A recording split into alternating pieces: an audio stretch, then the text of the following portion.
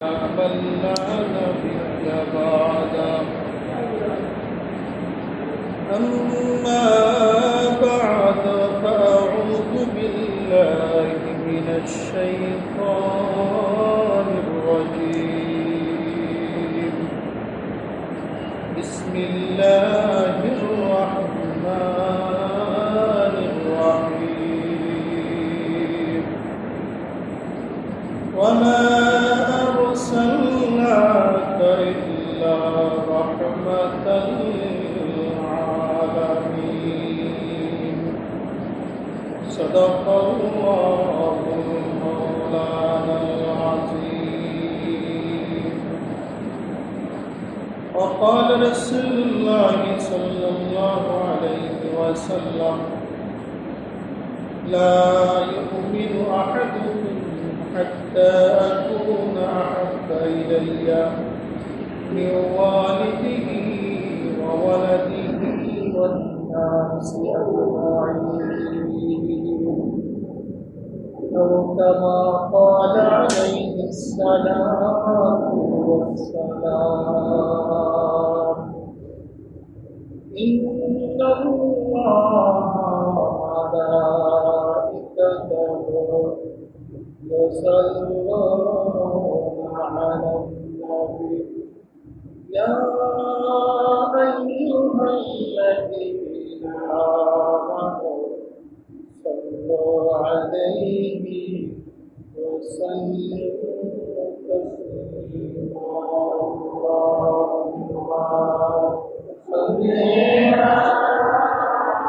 تسليما. اللهم صل على سيدنا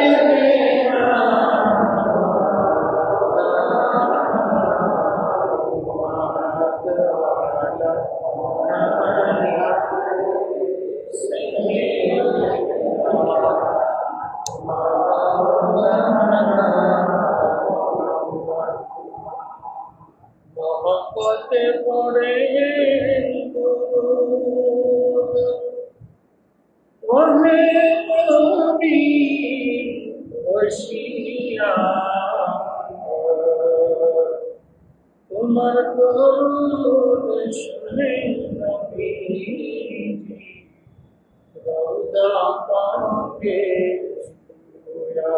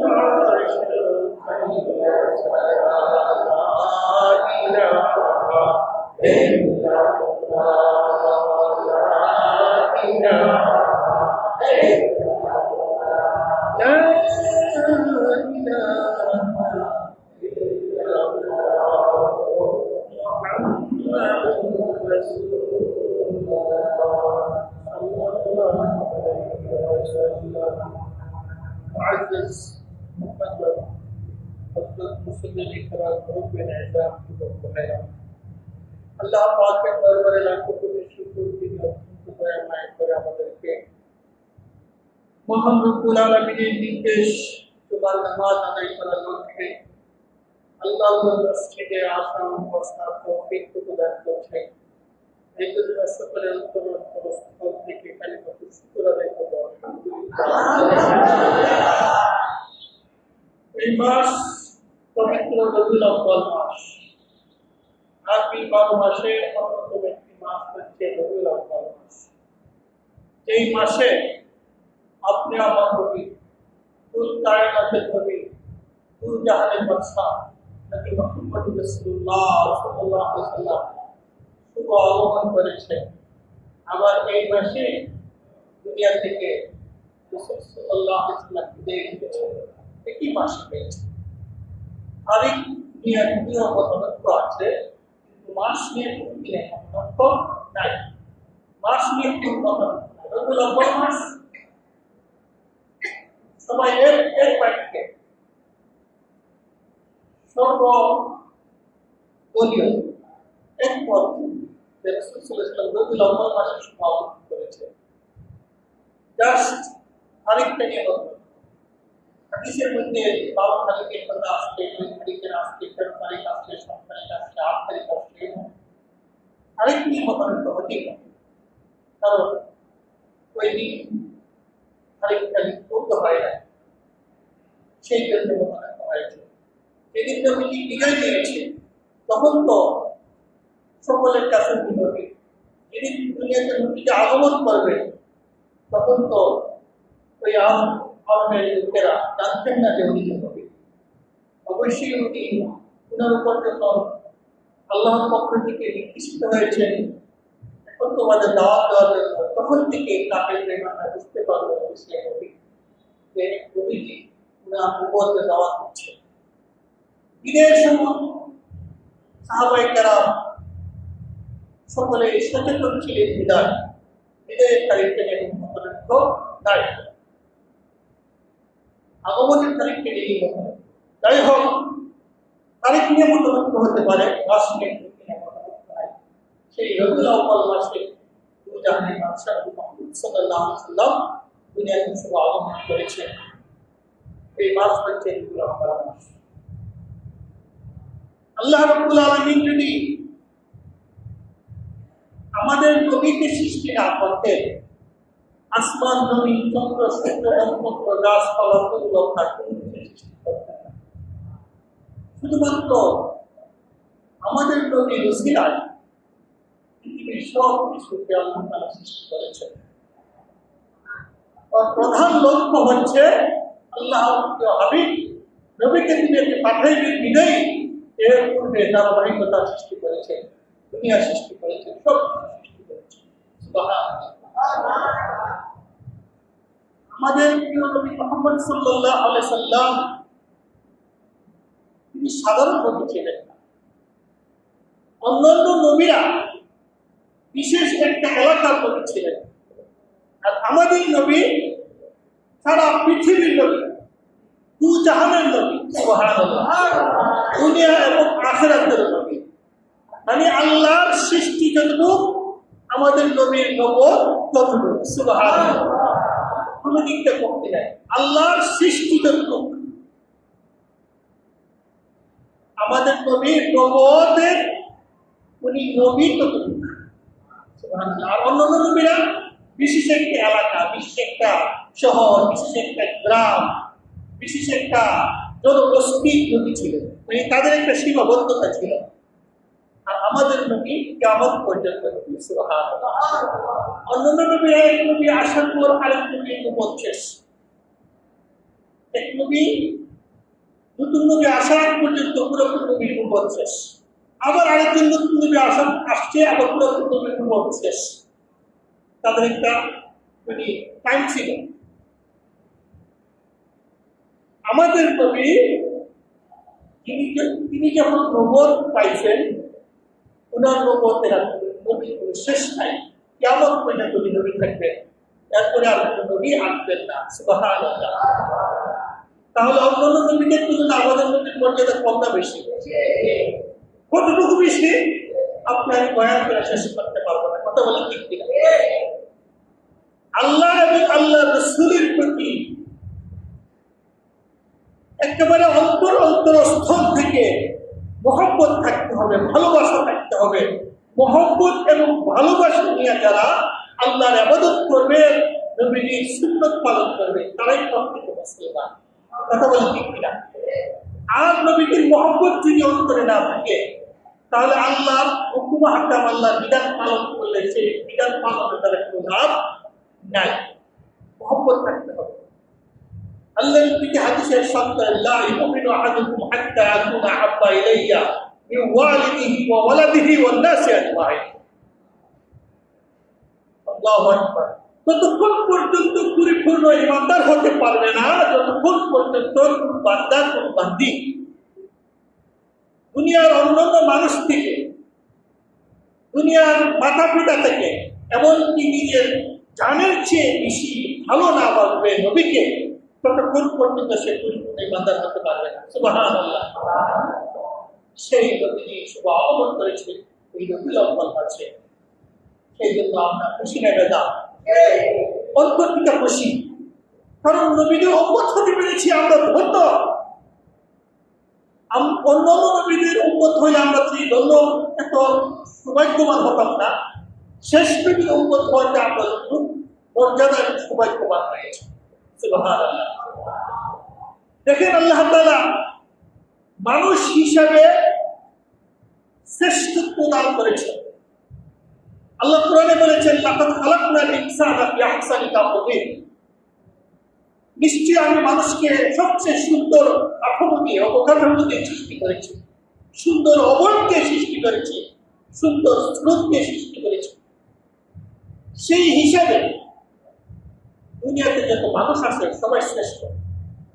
এবার মুসলমান হোক আর বেঈমান হোক, ইমানদার হোক আর বেঈমান হোক, ইহুদি নাসারা যত রকমের মানুষ দুনিয়াতে আছে সবাই সুন্দর অবকাঠামো, মানে শুরুতের দিক দিয়া, তাদের সিস্টেমের দিক দিয়া, তাদের অবকাঠামোর দিক দিয়া সবাই মানুষ। কথা বলে ঠিক কিনা?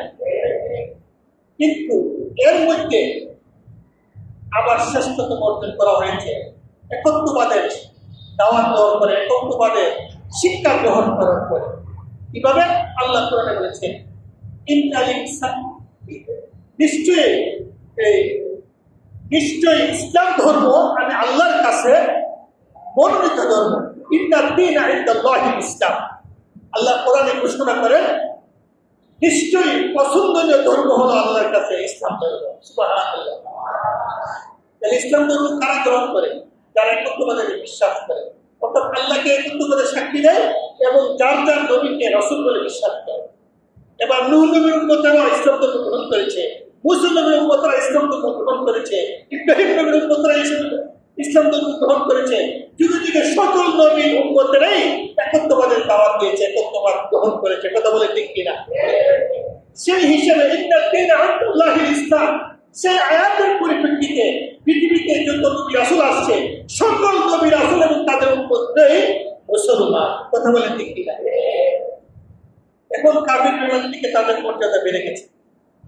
এবার এর মধ্যে আবার মর্যাদা আমাদেরকে আল্লাহ বাড়াই দিয়েছে। শেষ পর্যন্ত হিসেবে কোরআনের আয়াত, খায়রা উম্মাতিন উখরিজাত লিন-নাস। সুবহানাল্লাহ। কোরআনের আয়াত আল্লাহ রাব্বুল আলামিন বলেন, তোমরা হচ্ছে শ্রেষ্ঠ জাতি, তোমাদেরকে পাঠানো হয়েছে তা'মুরুনা বিল মা'রুফ ওয়া তানহাউনা আনিল মুনকার ওয়া তু'মিনুনা বিল্লাহ। অর্থাৎ শেষ নবীর উম্মত হওয়ার কারণে পৃথিবীর সকল মুসলমানদের থেকে তোমাদেরকে আবার শ্রেষ্ঠত্ব দান করা হয়েছে। সুবহানাল্লাহ। তোমাদের মর্যাদা বেশি করা হয়েছে। অর্থাৎ শেষ নবীর উম্মত হওয়ার কারণে অন্যান্য নবীর যে উম্মতেরা আছে, পৃথিবীতে যত নবী রাসূলের উম্মত ছিল তাদের থেকে আমাদের মর্যাদা বেশি। সুবহানাল্লাহ। কেন? শেষ নবীর উম্মত হওয়ার কারণে। তাহলে মর্যাদা বাড়তে বাড়তে বাড়তে বাড়তে আমাদের মর্যাদা অনেক উপরে চলে গেছে। একটাই কারণ, শেষ নবীর উম্মত হতে পেরেছি। এই জন্য আমরা শেষ নবীর উম্মত হওয়ার কারণে আমরা ধন্য। কথা বলে ঠিক কিনা? কোন নবীর উম্মতেরা শেষ নবীর উম্মতের আগে জান্নাতে যাওয়া সম্ভব না। সুবহানাল্লাহ। পৃথিবীতে যত নবী রাসূল আসছেন, কোন নবী রাসূলের উম্মতেরা শেষ নবীর উম্মতের আগে জান্নাতে প্রবেশ করতে পারবে না। সুবহানাল্লাহ। তাহলে আমাদের মর্যাদা আল্লাহ কতটুকু বাড়াই দিয়েছে? অনেক অনেক বাড়াই দিয়েছে। এই জন্য প্রকৃত ইমানদার হতে হলে আল্লাহ এবং আল্লাহ রাসূলকে পরিপূর্ণভাবে মেনে চলতে হবে। কথা বলে ঠিক কিনা? সেই নবীজি এই মাসে আগমন করেছেন, আবার বিদায় নিয়েছেন। সাহাবায়ে কেরামের কান্না রোল করছিল সেই হৃদয় বিদারক দিন। যেমন আমাদের শুভ আগমনের দিন খুশি, আবার যে নবীজি বিদায় নিয়েছেন আমরা কত হৃদয় বিদারক বিষয়, সেটাও কিন্তু আমাদেরকে দেখতে হবে, দুটা দিকে দেখতে হবে। দেখেন উহুদের ময়দানে যখন শয়তান মারদুদ খবর ছড়িয়ে দিয়েছে নবীজি শাহাদত বরণ করেছে, মানে মিথ্যা খবর, অর্থাৎ নবীজি ধামদার মুবারক শহীদ হয়ে গর্তের মধ্যে পড়ে গেছিল। আপনারা কিচ্ছা কাহিনী শুনেছেন, আমি পুরা কিচ্ছা বলবো না, জাস্ট ইঙ্গিত দিচ্ছি। যখন নবীজি উহুদের ময়দানে ধামদার মুবারক শহীদ হওয়ার পরে গর্তেতে পড়ে গেছে, গর্তে পিঠের পড়ে গেছে, দেখা যাচ্ছে না, তখন শয়তান মারদুদ মানে শয়তান অর্থাৎ প্রতিপক্ষকে মানে পরাজিত করতে গেলে যুদ্ধের অনেক কৌশল আছে, যদি হঠাৎ করে মানে বুঝাইতে পারে যে তোমাদের নেতা শেষ, তখন তারা অটোমেটিক পিছনে চলে যাবে। এটা হচ্ছে যুদ্ধের কৌশল। তো শয়তান মারদুদ চাইছে যে মুসলমানদের নেতা শেষ, এই কথা খবর ছড়িয়ে দিলে ওই যে সাহাবায়ে কেরাম অর্থাৎ মুসলমানের দল অটোমেটিক তারা পরাজয় বরণ করবে। মানে এই সুবাদে তারা বলতেছে মোহাম্মদ নাই, নাউজুবিল্লাহ। কি বলতেছে? মোহাম্মদ নাই। যেই মাত্র এই খবর মানে ভুয়া খবর ছড়িয়ে দিয়েছে, মুসলমানদের মধ্যে সাহাবায়ে কেরামের কান্নার রুল পড়ে গেছে, এমনকি উঠি বাচ্চা পর্যন্ত উঠি স্তনে দুধ পান করে না, কান্না করতেছে। গরুর বাছুর গাভীর বাছুর পর্যন্ত দুধ পান করা বন্ধ করে দিয়েছে। আল্লাহু আকবার। ওই গাভীর বাচ্চাগুলা উটনির বাচ্চাগুলা পর্যন্ত দুধ পান করা বন্ধ করে দিয়েছে। কেন আমাদের নবী চলে গেছে। এই খবর শুনে যখন তারা সব কিছু বন্ধ করে দিয়েছে, কান্না করে গেছে। আমার কথার উদ্দেশ্য হলো নবীজির বিদায়ের কথা শুনে সবাই কান্না তুলে পড়ে গেছে। কথা বলে ঠিক কিনা? উটের বাচ্চাগুলা দুধ পান করা বন্ধ করে দিয়েছে, অন্যান্য জীবজন্তুর বাচ্চাগুলা দুধ পান করা বন্ধ করে দিয়েছে, মানুষের শিশু বাচ্চাগুলো দুধ পান করা বন্ধ করে দিয়েছে। তারা কিভাবে বুঝতো? তাদের দুঃখ লাগলো নবীজি চলে গেছে। নবীজি যে মাসে চলে গেছে আমাদের দুঃখ লাগে না, শুধু খুশির বিষয়টা দেখি, দুঃখের বিষয়টা থেকে আমরা দূরে সরে থাকি। কথা বলে ঠিক কিনা? উভয় বিষয় দেখতে হবে। নবীর প্রতি একেবারে 100% মহব্বত ভালোবাসা থাকলে ইমানদার, পরিমাণ যদি ভালোবাসা করে যায় ইমানদার হতে পারবে না। কথা বলে ঠিক কিনা? দয়াল নবীজি যখন দুনিয়াতে আগমন করেন, আল্লাহু আকবার, মা আমিনার ঘরে যখন নবীজি আসছে, অলৌকিক ঘটনা শুরু হয়ে গেছে। যেদিন মা আমিনার গর্ভে নবীজি আগমন করেছে, সঙ্গে সঙ্গে মা আমিনা যেই দিকে যায় সেই দিকে বেশকে আম্বরের কেরাম শুনতে থাকে। সুবহানাল্লাহ। মানুষ সমালোচনা করতে শুরু করেছে, আমিনার স্বামী দুনিয়াতে নাই, সে কেন আতরগুলা ব্যবহার করে, কারণ সে বিধবা, সে কেন আতরগুলা ব্যবহার করে, মানুষ সমালোচনা শুরু করেছে। মানুষ আবু তালিবের কাছে, আব্দুল মুত্তালিবের কাছে বিচার দিচ্ছে যে তোমার পুত্রবধূর সে বিধবা, সে কেন আতরগুলা ব্যবহার করে, এটা তো ঠিক না। কারণ বিধবা মহিলা সে তো সাজসজ্জা করতে পারে না, এটাই নিয়ম। সে কেন আতরগুলো ব্যবহার করে বিচার দিয়েছে। আবার তারা জিজ্ঞাসা করতেছে মা আমিনাকে, তুমি কেন আতরগুলা ব্যবহার করতেছ? তখন মা আমিনা বলতেছে, আমাকে যেহেতু জিজ্ঞাসাই করেছেন আমার সত্য কথা বলতে হয়। আমি আতরগুলা ব্যবহার করি না, আমি কোনো সুগ্রাম ব্যবহার করি না। যেদিন থেকে আপনাদের প্রিয় নাথি আমার গর্ভে ধারণ করেছে, সেদিন থেকে অটোমেটিকই আমি কেন আমার পুরা ঘর আতরগুলা সজ্জিত হয়ে গেছে। শুধু তাই না, যেদিন আমার গর্ভে আমার সন্তান আসছে, দেখলাম আকাশ থেকে একটা নূর আমার ঘরকে আলোকিত করে দিয়েছে। সুবহানাল্লাহ। শুধু তাই না, আমি আমার সকল কাজ আমার আসান হয়ে গেছে, সহজ হয়ে গেছে। আমি যখন কূপের দিকে পানি সংগ্রহ করতে যাই, যেদিক থেকে আমার গর্ভে সন্তান আসছে, কূপের পানি আমার কাছে চলে আসে। সুবহানাল্লাহ। কূপের পানি কাছে চলে আসে। ওই কূপের পানি অনেক নিচে, সিঁড়িয়া বালতি দিয়ে উঠতে হয়। মা আমিনা বলতেছে, আমি যেই মাত্র কূপের কাছে যাই, সঙ্গে সঙ্গে আমার চোখের সামনে পানিগুলো একবারে কাছে চলে আসে এবং পানি বল আমাকে সালাম করে সালাম সালাম সালাম করে এবং আমাকে বলে তুমি কেন এখানে আসলা, আপনি যদি অর্ডার দেন আমি পানি তোমার ঘরে পৌঁছে যাবো। আল্লাহু আকবার, আল্লাহু আকবার। এই ঘটনা দেখে আশেপাশের মহিলারা যারা পানি সংগ্রহ করার জন্য দায়িত্ব, তারা বলছে না, তুমি যখন চলে যাও পানি মিশে চলে যায়, কাজে তুমি একটু অপেক্ষা করো, আমরা পানিগুলো সংগ্রহ করি, কারণ তুমি চলে যাবে পানি মিশে যাবে, আমাদের কষ্ট হবে, তোমার কোনো কষ্ট হবে না, আমরা আমাদের পানি সংগ্রহ করবো, তোমার পানি ঘর দিয়ে পৌঁছে দিব। কেমন অলৌকিক ঘটনা। মা আমেনা বলেন শুধু তাই নয়, আমি যখন রাস্তা দিয়ে হাঁটি গাছের ঢাল পেয়ে আমাকে সালাম করে, পাহাড়ের পাথর গুলা করে করে এসে আমাকে সালাম করে, আল্লাহু আকবার। আমি যখন রুদ্রে দিয়ে হাঁটি মেঘ মালা আমাকে এসে সালাম করে আমাকে ছায়া দেয়। সুবহানাল্লাহ, আল্লাহু আকবার। মা আমেনার গর্বে নবীজি আসার পর দুনিয়ার প্রত্যেকটা জীব-জন্তু, প্রত্যেকটা মাখলুকাত মা আমেনাকে সালাম করে। আল্লাহু আকবার। আমার ভাইয়েরা, যেদিন নবীজি দুনিয়াতে শুভ আগমন করবেন, যেদিন নবীজি দুনিয়াতে শুভ আগমন করবেন, খতনা অবস্থায় শুভ আগমন করেছেন। আল্লাহু আকবার। নাভি কাটা অবস্থায় শুভ আগমন করেছেন।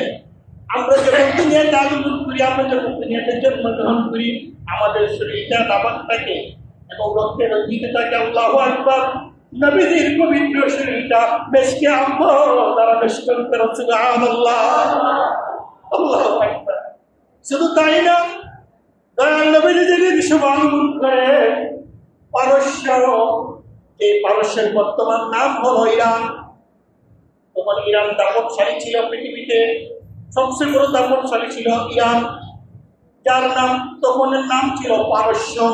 ওই পারস্যের বাদশার নাম ছিল কাসরা, সম্রাটের নাম ছিল কাসরা।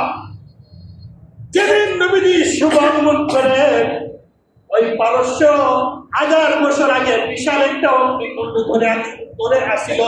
সেই অগ্নিকুণ্ড তারা অত্যন্ত নিগ্রহ করে নিবাইতে পারছিল না। আল্লাহু আকবার। দয়াল নবীর শুভ আগমনের সাথে সাথে 1000 বছর পূর্বের অগ্নিকুণ্ড অটোমেটিক নিভে গেছে। আল্লাহু আকবার। 1000 বছরের পুরাতন আগুন তা কোনোভাবে নিবাইতে পারতেছে না, তারা ব্যর্থ হয়ে তারা বসে আছে, আর নিবানো যাবে না। কিন্তু যেদিন দয়াল নবীজি দুনিয়াতে আগমন করে, আগমনের সাথে সাথে ওই কিসরা বাদশা সম্রাটের রাজত্ব, অর্থাৎ ইরান, সে ইরানের বিশাল অগ্নিকুণ্ড অটোমেটিক নিভে গেছে। আল্লাহু আকবার। শুধু তাই না, ওই কিসরা বাদশা, ওই ইরানের সম্রাটের 10টা মিনার হঠাৎ করে ভেঙে টুকরা টুকরা হয়ে গেছে। আল্লাহু আকবার। তখনের যারা আবির, যারা ভবিষ্যৎবাণী, তাদের মধ্যে কিছু পার্টি ছিল, তারা গবেষণা করছে বিষয়টা নিয়ে। আগুন নিভে গেল, আবার 10টা মিনার, এই মহাসম্রাটের বিশাল রাজপ্রাসাদের 10টা মিনার টুকরা হয়ে গেল, আবার তার বিশাল রাজপ্রাসাদ একবার একটা বিশাল আগুন ধরলো। কারণটা কি? বলতেছে অতি শীঘ্রই এই কাফের বাদশার হাত থেকে ইরান রাজত্ব মুসলমানদের হাতে চলে যাবে। আল্লাহু আকবার। অর্থাৎ দয়াল নবী দুনিয়াতে আসছে, ওইছিলেই মুসলমানদের হাতে চলে যাবে সেই ইরান, মহারাষ্ট্র। আল্লাহু আকবার, আল্লাহু আকবার। তাহলে এটা হচ্ছে নবীজি যখন মা আমেনার গর্ভে ছিল, এমন এত অলৌকিক ঘটনা ঘটেছে। আর সেই নবী দুনিয়াতে আসার পরে নবীজি কেমন ছিলেন? আল্লাহু আকবার, আল্লাহু আকবার। নবীজি যখন ওনার চাচার সাথে তেজারতে চাইতেন, বিভিন্ন ব্যবসা বাণিজ্যতে চাইতেন, দুধ দিয়ে হাঁটতে পাহাড়ের সাইকে দেওয়া, এক বেলা নবীজির সাথে সাথে ছায়া দিয়ে দিয়ে নবীর সাথে আসছেন। সুবহানাল্লাহ। নবীজিকে দূর থেকে গাছগুলা একেবারে নুয়ে নবীজিকে সালাম করেছে। সুবহানাল্লাহ। পাথরের একেবারে চূড়া থেকে উপর থেকে পাথরগুলো দৌড়ে দৌড়ে করে নবীজির পায়ে আসা চুমা দিয়েছেন, সালাম করেছেন। আল্লাহু আকবার। সেই নবীজির উম্মত আমরা, সেই নবীজি রেখে যাওয়া সুন্নাত, সেই নবীজি রেখে যাওয়া তরিকা আমাদেরকে ধারণ করতে হবে, পালন করতে হবে। আমরা যদি নবীজির সুন্নাত বর্জন করি, নবীজির তরিকা বর্জন করি, কশিকালে নবীজি আমাদেরকে সুপারিশ করবেন না। কথা বলে ঠিক কিনা? সেই নবীজির উম্মত আমরা হয়েছি, সেই উম্মতের শ্রেষ্ঠতম আমরা হয়েছি, কিন্তু সেই শ্রেষ্ঠত্ব ধরে রাখতে হলে নবীজির তরিকা দ্বারক বহন করতে হবে, নবীজির সুন্নাতকে মানতে হবে, পালন করতে হবে, নিজে মানতে হবে, অবরত দাওয়াত দিতে হবে। কথা বলে ঠিক কিনা? আল্লাহ নবী বলেছেন, তারাকতু ফীকুম আমরাইন লান তাদিল্লু মা তামাসসাকতুম বিহিমা কিতাবাল্লাহি ওয়া সুন্নাত রাসূলি। আল্লাহ নবী বলেছেন, আমি তোমাদের মধ্যে দুইটা জিনিস রেখে গেলাম, ওই দুইটা জিনিস তোমরা যদি ভালোভাবে ধরতে পারো কখনো গুণা হবে না, কখনো পথভ্রষ্ট হবে না। আর যদি দুইটা জিনিস ছেড়ে দাও অথবা একটা জিনিস ছেড়ে দাও, পথভ্রষ্ট হয়ে যাবে, গুমরা হয়ে যাবে। দুইটা জিনিস কি? আল্লাহ নবী বলেন, কিতাবাল্লাহি ওয়া সুন্নাত রাসূলি। প্রথম নম্বর হলো আল্লাহর দেওয়া কোরআন, দ্বিতীয় নম্বর হলো নবীজির দেওয়া সুন্নাত। সুবহানাল্লাহ। এই জন্য কোরআনকে বাদ দেওয়া যাবে না, হাদিসকে বাদ দেওয়া যাবে না। হাদিস মানে নবীজির সুন্নাত, রাসূলের সুন্নাতকে মানতে হবে, কোরআনকে মানতে হবে। কোরআনের ব্যাখ্যা বিশ্লেষণ হলো নবীজির দেওয়া হাদিস। সুবহানাল্লাহ। কোরআনের ব্যাখ্যা বিশ্লেষণে হলো নবীজির দেওয়া সুন্নাত। এই জন্য নবীজির সুন্নাতকে বাদ দিলে, শুধু কোরআন ধরলে সুন্নাত বাদ দিলে ইমানদার হওয়া যাবে না, আবার কোরআন বাদ দিয়ে শুধু সুন্নাত ধরলে ইমানদার হওয়া যাবে না। কোরআনও ধরতে হবে, নবীর সুন্নাতকে ধরতে হবে, দুটোই ধরতে হবে, দুটোই মানতে হবে, দুটোই পালন করতে হবে। আমার ভাই, এই মাস রবিউল আউয়াল মাস, এই মাসে আমরা বেশি বেশি রোজা রাখবো। নবীজি আমাদের কিভাবে শিক্ষা দিয়েছেন, আমরা কিন্তু আমিও গর্ব করে বলতেছি না, আমি কিন্তু কালকে রোজা আগে রোজা রাখছি, কিন্তু কেন রাখছি আমরা, আবার কালকে রাখবো, কেন রাখবো? এটা নবীর রেখে দেওয়া সুন্নাত। নবীজি প্রত্যেক সোমবারে রোজা রাখছেন। জিজ্ঞাসা করছে, ইয়া রাসূলুল্লাহ, আপনি কেন সোমবার রোজা রাখেন? সারা বছর সোমবার রোজা রাখেন। আমি সোমবার দিনে আগমন করেছি দুনিয়াতে, সেই জন্য আল্লাহ শুকর আদায় করতে দেয়, প্রত্যেক সোমবারে আমি রোজা রাখি। সুবহানাল্লাহ। 12টা ছিল সোমবার, এখন 12 তারিখ সোমবার হইতে পারে, নাও হতে পারে। আপনি 12 তারিখ রাখেন এবং এই মাসে বেশি বেশি রোজা রাখেন এবং এই মাসে বেশি বেশি দান খয়রাত করে, এই মাসে বেশি বেশি নফল বন্দেগী করে, সেটা হচ্ছে আল্লাহ রাসূলের প্রকৃত সুন্নাত, প্রকৃত সিস্টেম। বারবারই কামাকাটি হানাহানি এগুলো ইসলামে নাই। আল্লাহ কোরআনে বলেছেন, আল ফিতনাতু আসাদ্দু মিনাল কতল। ফিতনা হচ্ছে একেবারে হত্যা করা থেকে বেশি জঘন্য। আর আজকে আমরা মুসলমানদের থেকে ফিতনা লেগে আছে, মারামারি, কাটাকাটি, হানাহানি। ইসলাম নিয়ে মারামারি, ইসলাম নিয়ে কোনো মারামারি নাই। ইসলাম শান্তি ধর্ম, সেই শান্তি ধর্ম নিয়ে মারামারি করলে আল্লাহ বেজার হবেন, রাসূল বেজার হবেন। কাজেই আমরা সবাই হাতে হাত মিলে, সবাই ঐক্যবদ্ধভাবে আল্লাহর রশিকে ধরবো এবং আল্লাহ কোরআনকে ধরবো, রাসূলের হাদিসকে ধরবো। আল্লাহ তাআলা আমাদেরকে তৌফিক দান করুন। একটা দাওয়াত আজকে রাত্রে